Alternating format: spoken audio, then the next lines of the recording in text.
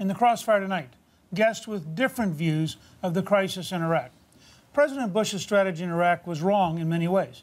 Disbanding the Iraqi army, trying to reorganize from the ground up, set the Sunnis against the Shia. And President Obama's strategy in Iraq has been wrong in almost every way. Caution cannot become disengagement because our enemies fill the vacuum. And as we just heard, ISIS fighters are capturing more and more Iraqi cities. So we have no choice at this point. The United States must quickly begin airstrikes. The alternative is to accept that Iran will come marching in, and Iran will end up dominating both Iraq and Syria. We need a new strategy that is not benign neglect. You know what else is wrong? The fact that we went to war in Iraq in the first place. Can you finally admit that that was a mistake? No, I don't think it was a mistake. It was a huge mistake. We now have endless sectarian violence, where there was none. I think a world without Saddam Hussein is a lot better. Absolutely, but there were much better ways to do that. In the crossfire, Democratic Congressman Adam Smith of Washington State and former presidential candidate Rick Santorum. He's the author of Blue Collar Conservatives. Senator Santorum, the first question for you. You ran for president. What would a President Santorum be doing today to change the situation and avoid some of the same mistakes that Newt pointed to that we made 11 years ago?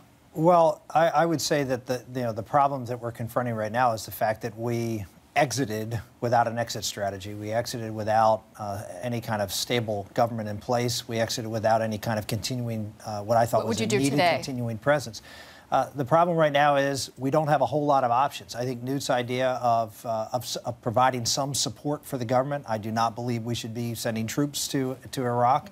I think that's not a viable option right now. But we should be, just like we should have at the beginning of the Syrian conflict, we should be helping out folks who are standing against the Al-Qaeda types. And you know the president has already committed $14 billion in military aid. Apache helicopters, F-16s, reconnaissance drones, bombs, you know, that's all part of the package that they currently have. Yeah. So there is assistance going on. Well, obviously, the Iraqis have asked for drone strikes and were turned down for those drone strikes. And do you think that we should give those to them without Maliki making any changes, any reforms to actually have that stable government? The bottom line was that we have been very unsuccessful. One of the big problems with this administration, they've been unsuccessful in getting, and frankly, the prior administration, getting the Iraqis to come to the table and do anything to make a, if you want to say, bipartisan Sunni-Shia collaborative government. So that is a big problem. But at this point, we need to hold back Al-Qaeda, and we need to support the government in doing so.